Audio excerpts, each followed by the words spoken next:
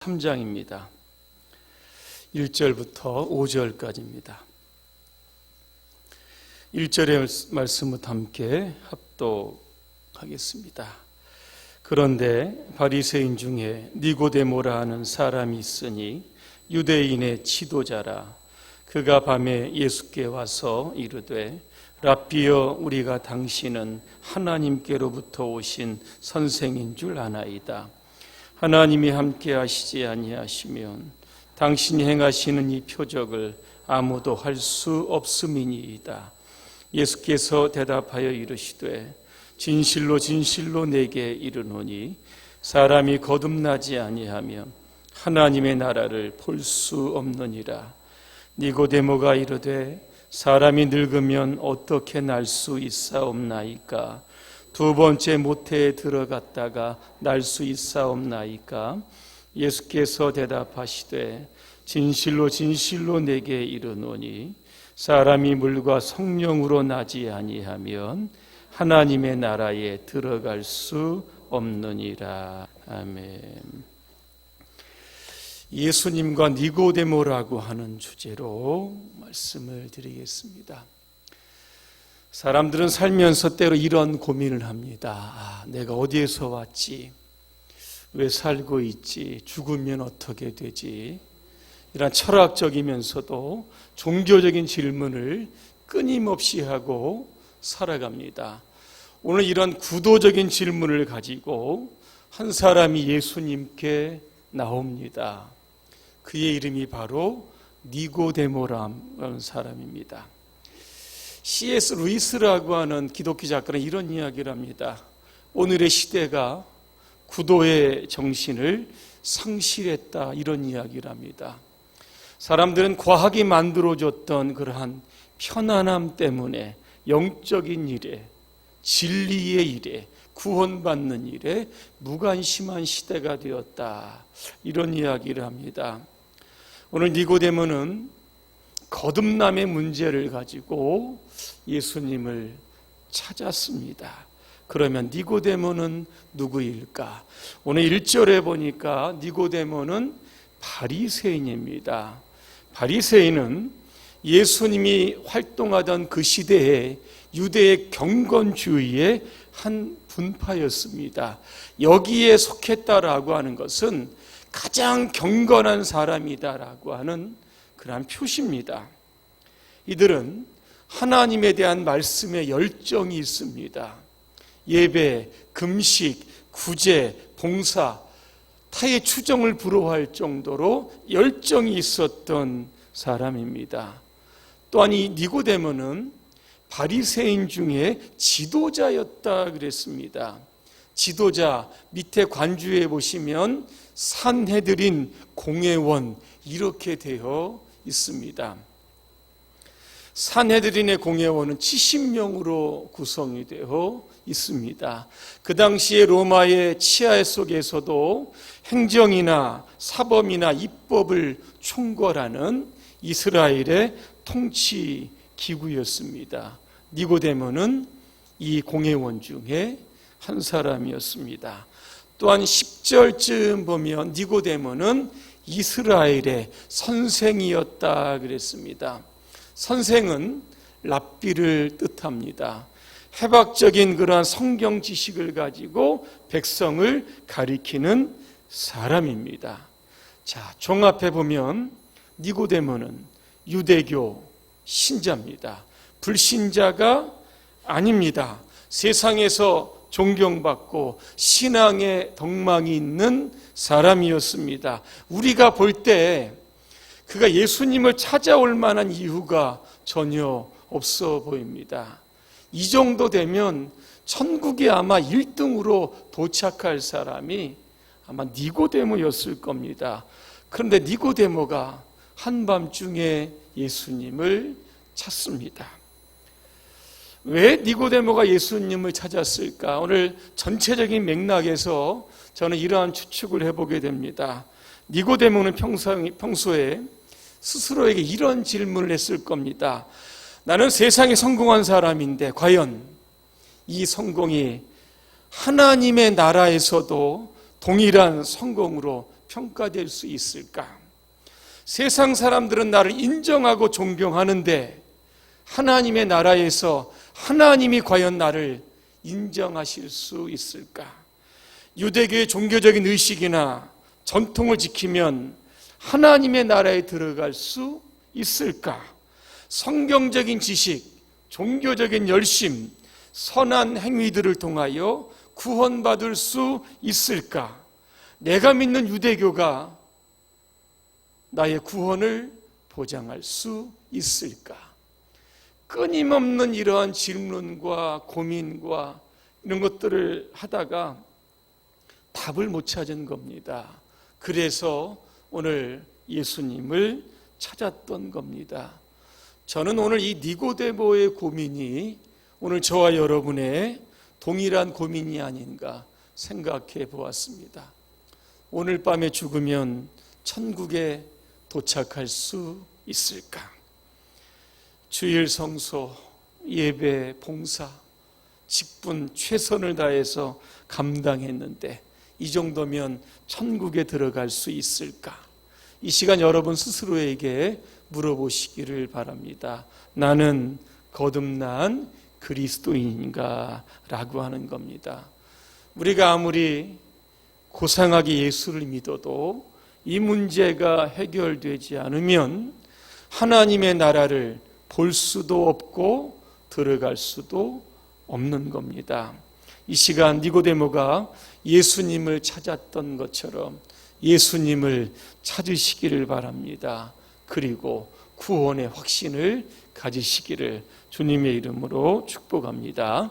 오늘 2절 말씀에 보면 니고데모는 예수님께 대한 평가가 굉장히 좋게 합니다. 예수님이 행하시는 표적을 보니까 하나님이 함께하지 않으면 이러한 표적이 나타날 수 없다는 겁니다. 예수님은 메시아다라고 하는 그러한 믿음이 오늘 니고데모에게 있었던 겁니다. 그런데 오늘 3절에 보니까 예수님은 니고데모에게 이런 이야기를 하십니다. 사람이 거듭나지 아니하면 하나님의 나라를 볼 수 없느니라 그랬습니다. 자, 니고데모는 이 예수님의 말씀을 듣고 동문서답을 합니다. 오늘 4절을 제가 공동 번역으로 한번 읽어드립니다. 다 자란 사람이 어떻게 다시 태어날 수 있겠습니까? 다시 어머니 뱃속에 들어갔다가 나올 수에 없지 않습니까? 이런 겁니다. 이 거듭남의 의미를 모르니까 이게 참 말도 되지 않는 이야기를 여러분 했던 겁니다. 요한복음 4장에 보면 이와 비슷한 장면이 나옵니다. 예수님께서 사마리아 수가성으로 가십니다. 야곱의 우물에서 정오에 물을 뜨러온 한 여인을 만납니다. 그 여인에게 이렇게 말씀합니다. 이 물을 마시는 자는 다시 목마르려니와 내가 주는 물을 마시는 자는 영원히 목마르지 아니하리니 내가 주는 물은 그 속에서 영생하도록 솟아나는 샘물이 되리라 그랬습니다. 이때 사마리아 여인이 어떻게 대답한지 아십니까?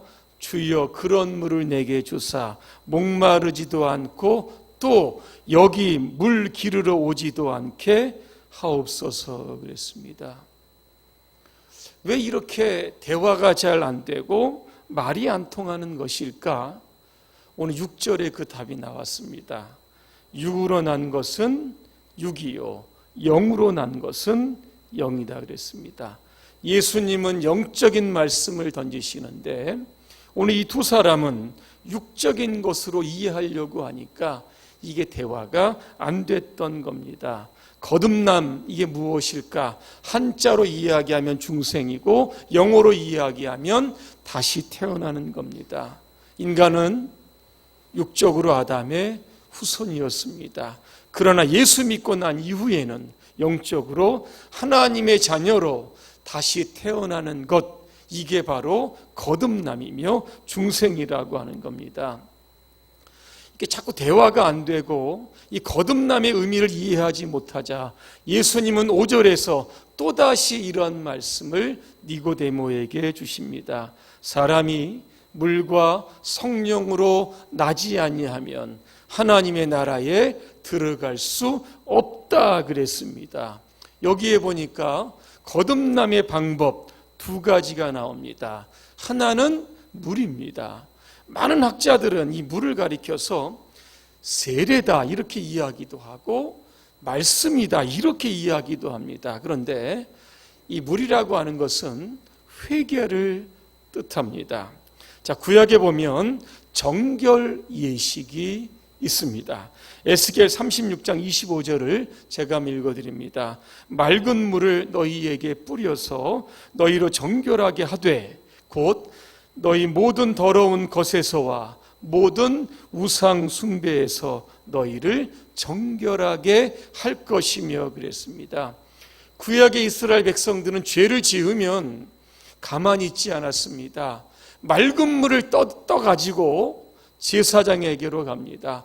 거기서 회개합니다. 그러면 제사장이 그 물을 그 사람에게 뿌려줍니다. 그리고 나서 내 죄가 사해졌다 이렇게 선포를 하는 것이 바로 정결 예식인 겁니다. 여러분, 누가 거듭날 수 있습니까? 회개하는 사람입니다.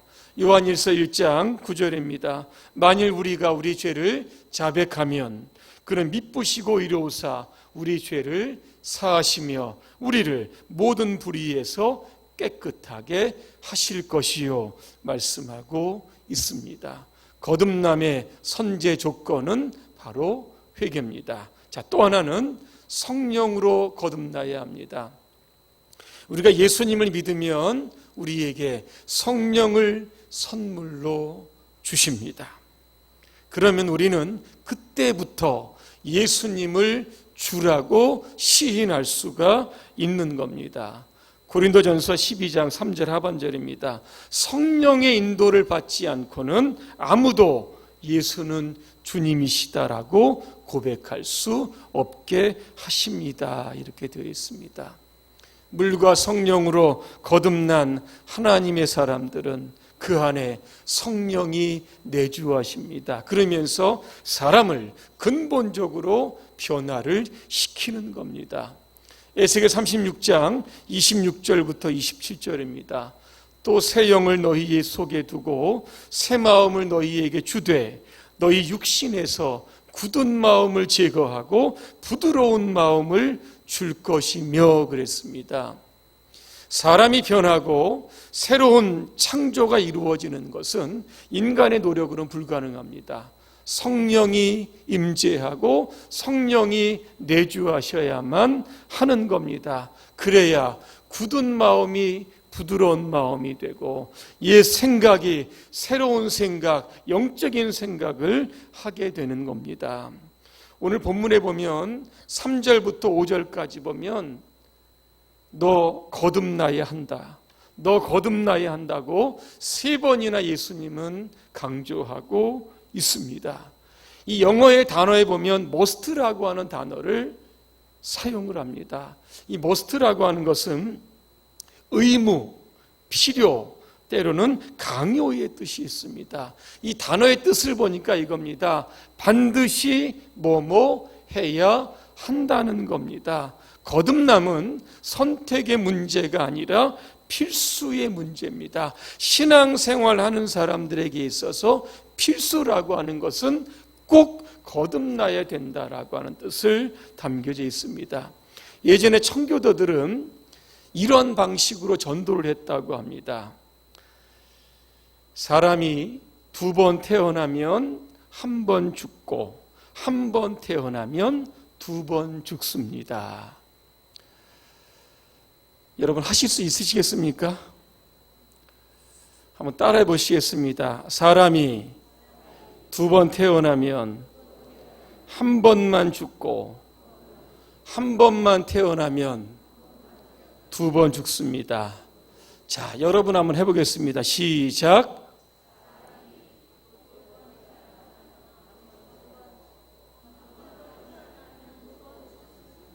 네, 하여튼 잘하셨습니다. 한 번은 부모를 통해 태어납니다.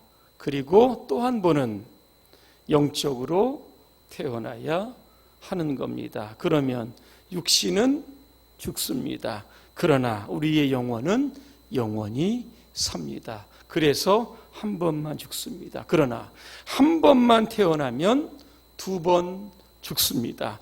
육체적으로도 죽습니다. 또 한 번의 죽음은 계시록에 보니까 둘째 죽음이라고 되어 있습니다. 이것은 영적인 죽음이고 영원한 죽음이라고 하는 겁니다. 그러면 우리는 반드시 몇 번 태어나야 합니까? 두 번 태어나야 하는 겁니다. 그러면 니고데모는 거듭남의 은혜를 받았을까? 그렇지 못했을까? 여러분 어떻게 생각하십니까? 니고데모 거듭났습니까? 요한복음 19장 39절과 40절을 제가 읽어드립니다. 일찍이 예수께 밤에 찾아왔던 니고데모도 모략과 침향 섞은 것을 100리트라쯤 가지고 온지라.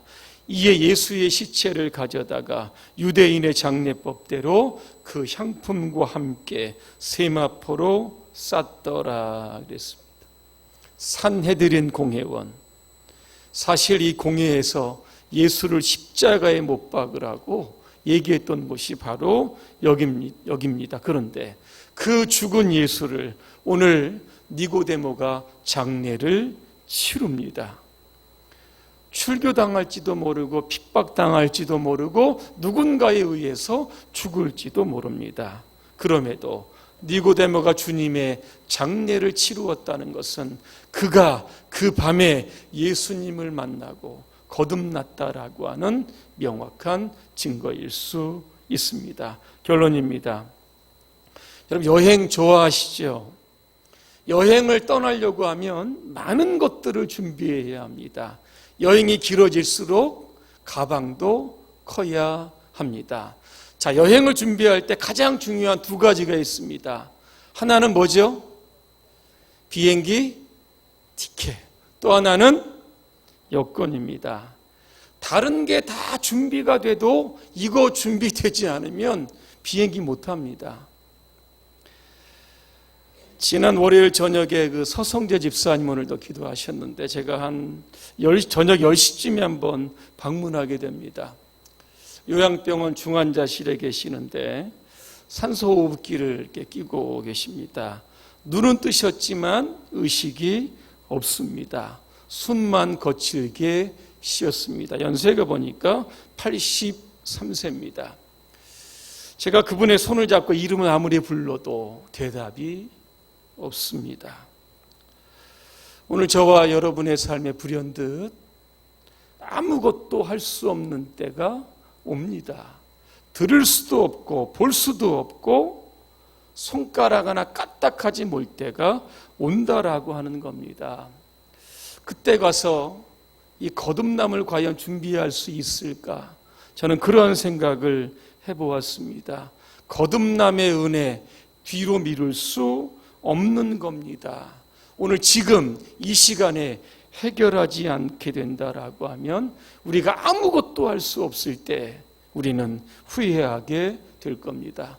저와 여러분 모두가 물과 성령으로 거듭나서 구원의 확신을 가지고 이 땅에서 하나님의 백성으로 담대하게 살아가시기를 주님의 이름으로 축원합니다. 기도하겠습니다. 은혜로우신 하나님, 니고데모가 밤중에 예수님을 만나 거듭남의 은혜를 받고 예수님의 장례를 치루었던 것처럼 오늘 이 시간 물과 성령으로 우리가 거듭나는 그러한 은혜를 경험할 수 있도록 도와주시고 하나님의 나라 천국을 소망하며 살아갈 수 있도록 우리의 삶을 인도해 주시옵소서. 예수님의 이름으로 기도합니다. 아멘.